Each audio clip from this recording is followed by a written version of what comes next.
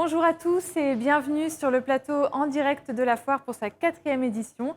Pour ma part, c'est la première émission. Je suis ravie d'être avec vous. On va se retrouver donc chaque jour jusqu'au 11 novembre durant une bonne demi-heure avec 3-4 invités à chaque fois. Mais aujourd'hui, on va se retrouver pour une dégustation de vin avec Patrice Gillard. Patrice Gillard, bonjour. Vous êtes donc vice-président de l'Association des sommeliers de Bourgogne et aussi ancien sommelier du Pré au Clair, le restaurant à Dijon. Donc pour les Dijonnais, vous resterez toujours le sommelier des Billoux, hein, c'est ça? Vous avez travaillé durant 20 ans dans ce restaurant et puis plus de 40 ans pour les Billoux, c'est bien ça? C'est exact, tout à fait. Alors aujourd'hui, vous nous avez choisi donc 2 vins. Est-ce que vous pouvez nous dire, donc nous les présenter déjà et puis nous dire pourquoi ce choix de 2 vins? Voilà, alors j'ai apporté 2 vins de la Bourgogne, bien sûr, de la Grande Bourgogne. Un blanc qui est en fait un Reuilly blanc, 2018 du domaine Brédet, et qui est un vin issu de la côte chalonnaise. Très intéressant dans la mesure où c'est des vins qui sont quand même toujours avec énormément de fraîcheur, une belle minéralité, qui accompagne volontiers des entrées, et surtout pour associer avec des plats du terroir. Et le rouge est une originalité parce qu'en fait, nous sommes avec un rouge de la région du Chablisien. C'est un Bourgogne-Côte de Serre de la maison Guazot, en 2018 également. Et là, ces rouges sont rares parce que c'est surtout une région de vin blanc, ces grands Chablis ou même les Saint-Brie de la maison Guazot. Mais ces rouges ont vraiment aussi ce côté très léger, fleuri. C'est en même temps très gouléant. Donc, s'associant avec une cuisine tout en élégance et en finesse. Merci beaucoup. Alors ce matin, j'avais envie de vous demander justement quelques conseils pour déguster ces vins dans les règles de l'art, voilà, pour tous nos visiteurs qui vont s'apprêter à acheter quelques bouteilles.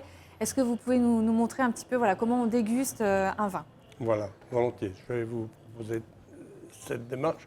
Il y a une méthodologie parce que le métier de sommelier est un métier de professionnel, donc les règles ont été établies et écrites.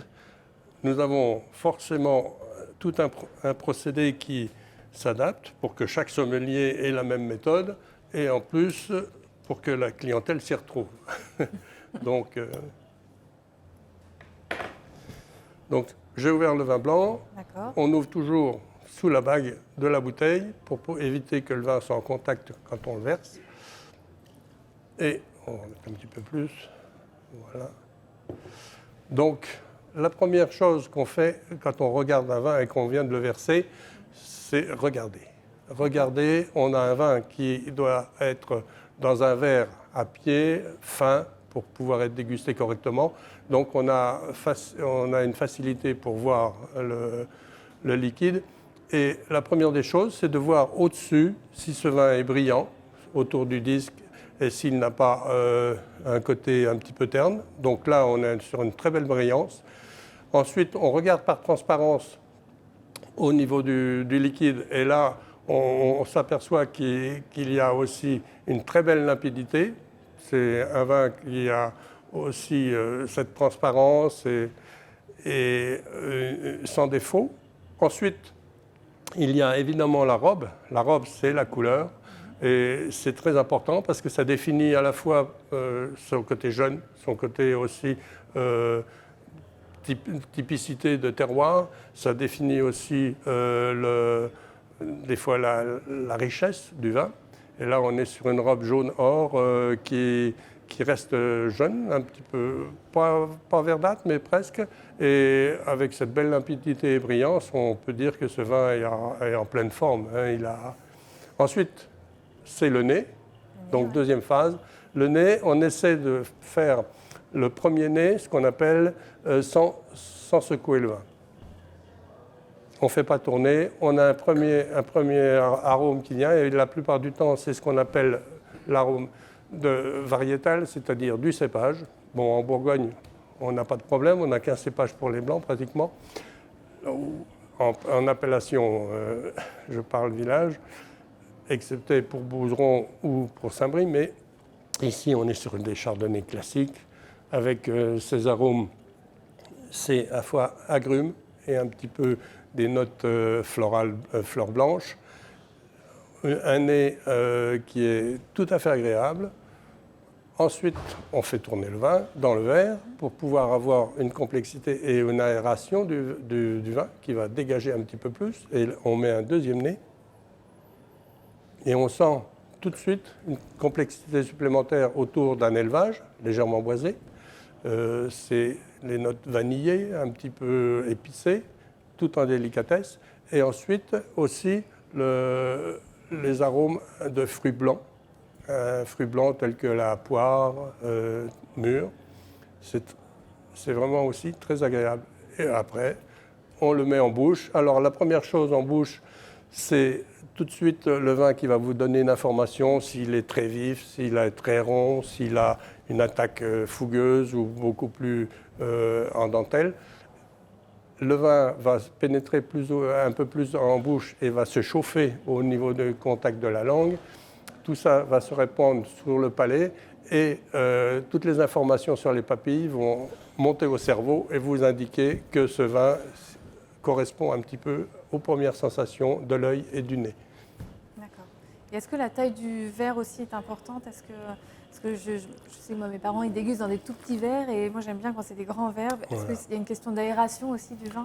Je crois que la Bourgogne, on a des vins de prestige. Il faut des verres adéquats et des verres de belle facture, c'est-à-dire des verres fins, cristal, demi-cristal, avec des volumes correspondant à chaque sorte de vin. On peut, pour un vin blanc, avoir un vin plus grand, mais un petit peu plus encheminé. D'accord.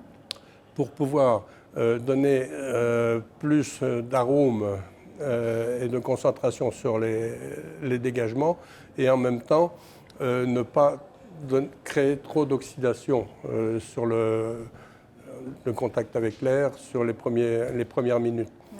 Ensuite, ces verres, pour les rouges, on a des verres ballons, ce qu'on appelle les grands verres ballons très fins aussi. Et là, c'est tout le contraire. C'est pour pouvoir éviter parfois de passer un vin en carafe et de le chahuter un peu trop fort. Donc le verre par lui-même apporte cette aération suffisante puisqu'on a un vin en contact grandement avec l'air. Et les verres ballons se referment un petit peu sur le buvant, donc concentrent les arômes. On a vraiment tous les aspects des qualités. Oui, donc le contenant est aussi important. Très important. Ouais. Très important. Ça contribue aussi à la dégustation et au plaisir qu'on peut avoir pour le goûter ou même le déguster ou le boire. Donc là, on a vu effectivement le regard, le nez, et après, il y a quelque chose avec le palais aussi, voilà, la bouche. Et la bouche. Alors, ce qui est traditionnel, c'est de grumer le vin, parce que grumer, c'est faire rouler le vin sur le palais et entre le palais et la langue, qui apporte à la fois un apport d'oxygène, donc ça permet au vin de se développer, mais en même temps, ça lui apporte aussi une certaine température. Et la température montant, on exacerbe un petit peu tous les arômes, soit on trouve des défauts supplémentaires, ou pas, ou des qualités supplémentaires ou pas. C'est le fait de grumer. Ensuite, une fois qu'on a... C'est difficile juste de grumer parce que c'est donné à tout le monde. C'est un exercice...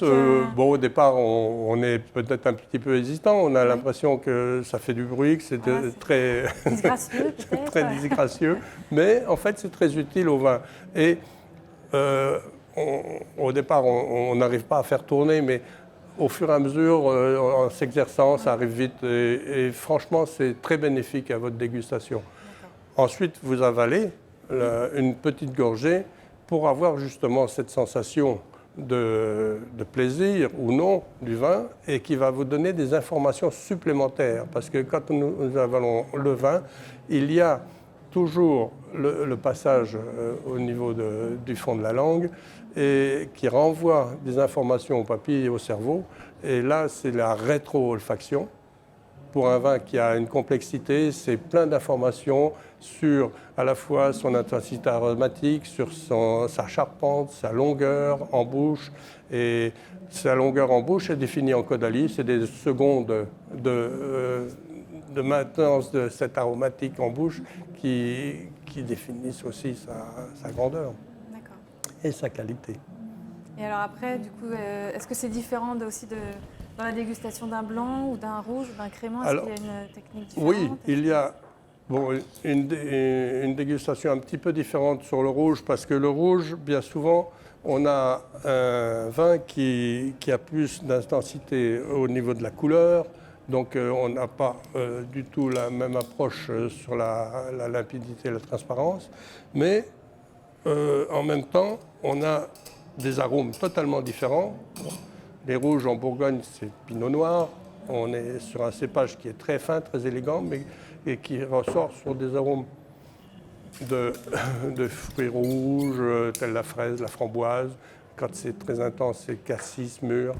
Et à ce niveau-là, les vins, vous voyez, on a déjà cette intensité de couleur. La robe est beaucoup plus sombre. C'est un rubis très, très soutenu.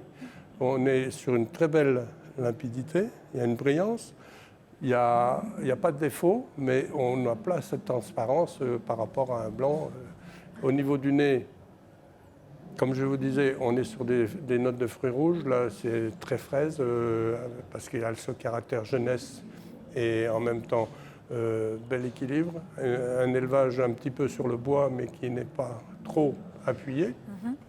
Et finalement, sur le vin lui-même, la différence entre un blanc, c'est qu'on aura peut-être plus d'immédiateté au niveau des arômes sur un rouge que sur un blanc. D'accord. Le blanc a besoin de respirer, de s'oxyder, alors que le rouge est déjà à mon avis, beaucoup plus immédiat. D'accord. Et le dépôt, c'est important. Le dépôt aussi, quand on tourne un petit peu le vin, on voit parfois, il y a des vins où on voit un petit dépôt. Est-ce que ça c'est... Il ne faudrait pas de dépôt. Il ne faut pas de dépôt, d'accord. En principe, s'il y a des dépôts dans la bouteille, ce n'est pas un défaut, mais il faut éviter de le mettre dans le verre. Ouais. Donc, où on décante, et là, c'est un processus qui, bien souvent, fatigue quand même le vin. Et sur les Bourgognes, moi, je ne suis pas favorable à décanter un vin. Il y a une oxydation trop rapide. Mais par contre, on peut faire attention quand on le verse. Et là, le procédé, c'est de maintenir la bouteille debout dans sa cave avant de l'ouvrir. D'accord. Vous la montez dans la salle à manger et vous l'ouvrez, vous la laissez debout et vous versez précautionneusement le vin sans trop secouer. Oui, d'accord, ok. Et en principe, on sépare bien les deux. Mais le dépôt n'est pas un défaut parce que c'est la matière du vin par elle-même. Et alors, est-ce qu'un palais non initié peut apprécier un bon vin? Ou alors est-ce qu'on a besoin d'être déjà un peu éduqué? Non, au contraire. Heureusement que des non-initiés peuvent goûter le vin. Et ça, c'est toute une chose que... C'est un ressenti personnel, donc il n'y a peut-être pas la méthodologie très, très stricte qui est faite et élaborée par chacun, mais il y a ce ressenti personnel. Et quand quelqu'un fait la démarche de goûter un vin, il a déjà cette première envie, et c'est une très belle ouverture. Ensuite, il va goûter et il va avoir ses impressions, ses propres impressions, qui sont transcrites dans son vocabulaire, pas forcément le vocabulaire châtier et du dictionnaire, oui. Mais le fait, c'est d'avoir justement ses impressions, son ressenti, à la fois son plaisir, à la fois ses goûts qui sont déterminés. Chaque personne a vraiment ses propres sensations. Et c'est ce qui fait quelque chose de charme, parce qu'un seul vin peut apporter des commentaires et des discussions, des dialogues. C'est ce qu'on appelle la convivialité. Voilà, des impressions différentes sur chacun, ça permet d'échanger effectivement sur les ressentis de chacun, quoi. Exactement, voilà. Exactement. Eh ben, merci beaucoup Patrice Gillard. Donc on vous retrouve, là vous avez un rendez-vous là à 13h, oui. C'est ça, oui. Oui. Pour une dégustation. Je vais discuter avec le chef ukrainien pour faire un accord mets-vin sur sa recette, qui est un borsch. Voilà. Donc je pense qu'on va choisir justement ce vin rouge, le Côte d'Auxerre, pour son côté friand, léger, facile et très désaltérant, qui va apporter une fraîcheur sur la recette. D'accord, donc on va retrouver ces 2 vins donc, pour la dégustation à la cuisine ukrainienne. Oui. Merci beaucoup Patrice Gillard. C'est un plaisir. Merci madame. Et donc ça me permet justement d'accueillir Tetiana Jablonska. Bonjour Tetiana. Donc, donc, vous êtes coordinatrice du village ukrainien, justement. Avec vous, on va parler de la cuisine ukrainienne. Alors, en Bourgogne, voilà, on ne connaît pas forcément beaucoup cette cuisine. Est-ce que vous pouvez nous en parler? Quelles sont les spécialités de la cuisine ukrainienne? Oui, exactement. Juste une petite parenthèse. Moi, je suis Inna Baye, je suis le partenaire de Tatiana Jablonska, avec lequel on a créé ce village ukrainien. Elle s'occupe de tout ce qui est organisation et moi, tout ce qui est juridique, financier, administratif. Voilà. Et du coup, donc, je la représente ici. Mais vous connaissez quand même très bien évidemment, la cuisine ukrainienne. Je suis ukrainienne et française d'adoption. D'accord. Alors, la cuisine ukrainienne, elle est assez riche et variée, comme les paysages ukrainiens, parce que l'Ukraine, c'est un grand pays qui s'étend 1000 km du nord au sud et quasiment de 2000 km, 1500 km de l'ouest à l'est. Il y a des montagnes, il y a des plaines, il y a des énormes steppes avec le vent qui vous envoûte, avec les saveurs ukrainiennes. Et l'un des plats principaux, spécialité de la cuisine ukrainienne, c'est le fameux borsch qu'on va déguster tout à l'heure lors de la présentation de notre chef, Yuri Kovrejenko. Tout à fait. Et ce sera très intéressant de faire l'accord avec des vins parce que c'est toujours intéressant de réunir les saveurs vin avec des plats. C'est la rencontre de la Bourgogne et de l'Ukraine. Tout à fait, tout à fait. Et donc, ce fameux plat borsch, c'est une soupe d'une couleur rouge. C'est la betterave qui donne cette couleur-là. Mais il n'y a pas que de la betterave dans cette soupe, parce qu'il y a plein de légumes. Et il y a de la viande, il y a aussi des haricots. Et donc, on le prépare pendant, grosso modo, 2 heures, parce qu'il faut préparer le bouillon et après rajouter toutes les saveurs pour ressentir cette âme, cette histoire. C'est un repas complet en fait, du coup, dans cette soupe on a... Ça peut faire bien sûr comme un repas complet, mais comme en Ukraine le climat est un peu plus dur qu'en France, il fait un peu plus chaud en été, mais en hiver il fait plus froid. Avec le réchauffement climatique ça change un tout petit peu, mais quand même. Donc ce plat évidemment, ça peut être un repas complet. Il y a le dessert, bien sûr. Ou souvent, donc, c'est juste une entrée. On commence souvent par une soupe et après, on passe à autre chose. Donc, ça peut être viande, poisson local, donc des rivières ou de la mer, parce qu'il y a aussi la mer Noire dans le sud. Et après, plein d'autres plats à base de céréales et des pâtes, de la pâte.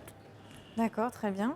Alors moi j'avais noté, oui, effectivement, qu'il y avait d'autres spécialités. Il y a la galette de pommes de terre. Je vous laisse prononcer le nom, peut-être que je vais mal prononcer, sinon aussi, oui. Oui, ça s'appelle deroni, c'est ce qu'on peut déguster dans notre village ukrainien. C'est un plat à base de la pomme de terre, galette de pommes de terre, ou bien rosti, comme on dit en Suisse. Ça se ressemble, mais ce n'est pas tout à fait ça, parce que la façon de cuisiner, c'est une autre chose. Dans le nord de l'Ukraine, on cultive beaucoup de pommes de terre, grâce donc aux grandes découvertes géographiques qui nous ont ramené ce légume et qui est devenu l'un des plats essentiels de l'Ukraine, avec du blé également. Dans notre village ukrainien, vous pouvez découvrir aussi un plat, côtelette à la Kiev. Donc c'est un plat à base du poulet, assez moelleux, avec une petite surprise à l'intérieur. C'est un plat assez récent, pour l'histoire de l'Ukraine, mais ce plat compte à peu près un peu plus d'une centaine d'années. D'accord. On peut dire un plat moderne. Voilà, il y a aussi des gâteaux à base du miel. Donc, parce que le miel est assez répandu en Ukraine, et même l'Ukraine, c'est le premier exportateur du miel en France, notamment en Union européenne. Donc, mais qui est très léger, qui fait avec les tendances contemporaines, moins de gras, moins de sucre. Je vous invite à venir déguster ça. C'est pour le dessert. Et bien sûr, tout ça, on agrémente aussi avec des boissons alcoolisées. La boisson phare ukrainienne, c'est la vodka, faite à base de la betterave et du sucre. Mais à côté de la vodka, il y a aussi tout type de liqueur à base des fruits ou des plantes ou du miel. Il y a aussi des vins à base du miel, comme hydromel en France, qu'on peut aussi déguster sur notre stand. Et il y a aussi des vins. Voilà, j'allais vous demander, parce qu'à 15h, je crois qu'il y a une dégustation de vins, c'est ça, de vins ukrainiens. Alors, est-ce que c'est vraiment des vins ou alors c'est de la vodka? C'est ça que je me demandais. Alors, non, il y a aussi des vins ukrainiens. Et ce qui est intéressant avec les vins ukrainiens, c'est que ce sont les vins qui ont quand même 2000 ans d'histoire. parce qu'il y avait des colonies grecques antiques qui étaient partout sur la côte de la mer Noire, parce que la Grèce antique, ce n'était pas qu'en Grèce, c'était beaucoup en Turquie. Et Turquie, donc vous passez par Bosphore et vous êtes dans la mer Noire, et c'est déjà l'Ukraine.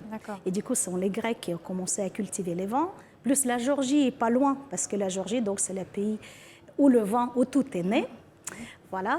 Et après, il y avait les Turcs un peu plus tard, donc qui continuaient cette tradition vinicole. Et maintenant, donc c'est l'Ukraine. Et surtout, ça a commencé à se développer beaucoup il y a à peu près 200 ans, avec l'aide des Français, bien sûr, qui étaient invités sur place pour choisir des cépages et mettre en place donc, tout le processus et toutes les méthodes. Et aujourd'hui, dans le sud de l'Ukraine, on peut découvrir les vins rouges, les vins blancs, bon, vins tranquilles, et les vins mousseux. Et il y a aussi des Français qui travaillent aussi, donc qui viennent même, qui s'installent dans le sud de l'Ukraine pour produire des vins. Et il y a les maisons des vins ukrainiens également. Ah oui, donc c'est quand même pas mal développé finalement, le vin ukrainien. On ne connaît pas du tout. Enfin, en Bourgogne, on connaît moins en tout cas. Mais, oui, bon. C'est bien, ça fait une belle découverte. Non, mais ça, bon, il y a encore du progrès à faire et j'espère que grâce à ce village ukrainien, on va développer les liens et aussi entre les vignerons français et ukrainiens pour augmenter encore le niveau des vins ukrainiens, donc pour le promouvoir dans le monde entier. Mais même maintenant, on peut déjà déguster du vin ukrainien, des cépages ukrainiens dans certains hôtels de 3 étoiles à Paris, notamment chez Bristol par exemple. Ah, d'accord. Ah oui, quand même. Voilà. Ah bah, c'est bon à savoir, merci beaucoup. Donc au total, ça, vous avez plus de 13 plats traditionnels qui sont élaborés donc, par votre grand chef qui est ambassadeur donc, de la cuisine ukrainienne dans le monde. Oui. Est-ce que vous pouvez nous en parler un petit peu de ce grand chef? Je vous laisse prononcer son nom, c'est pareil, j'ai peur de faire une erreur alors. Oui, il s'appelle Yuri Kovrychenko. Donc c'est l'un des chefs les plus connus en Ukraine qui travaille en Ukraine. Il travaille beaucoup à l'étranger. Donc, elle est en mission différente dans les pays différents. Juste après la foire de Bourgogne, elle part à Nice pour faire une grande réception, donc, pour rendre hommage à une famille ukrainienne très connue qui s'est retrouvée en France après la révolution, donc, il y a 100 ans donc, de Russie. Et ce qui est intéressant donc, sur Yuri, elle a commencé comme artiste. Donc, elle a pris des cours de beaux-arts, notamment de la sculpture. Après, elle a fait les études dans les relations internationales et la diplomatie. En même temps, elle a découvert la restauration. Elle a travaillé pas mal dans les restaurants différents. Et il y avait un déclic et du coup, elle s'est convertie en cuisinier. Voilà, ça fait déjà un bon moment qu'elle est cuisinier. Mais c'est de l'art en même temps, la cuisine. Oui, donc, mais ça, on retrouve, hein. on retrouve donc tout cet art et donc toutes ces expériences précédentes, comme il dit donc aussi dans ses interviews, évidemment dans son expression artistique dans ses plats et ses études donc des relations internationales, ça lui permet de bien s'organiser, lui, et organiser bien son travail, le travail de ses équipes. Et plus continuer en permanence la formation, parce que donc elle fréquente régulièrement les écoles les plus connues du monde entier pour augmenter sa qualification et donc et développer aussi les échanges, notamment entre la France et l'Ukraine. C'est bien, on a l'honneur de l'avoir avec nous sur la foire. Hein. C'est vraiment un honneur. Au plaisir. Au plaisir. Et alors, donc on a parlé de la cuisine. Il y a aussi d'autres produits authentiques ukrainiens qu'on peut retrouver sur votre village. Est-ce que vous pouvez nous en parler un petit peu?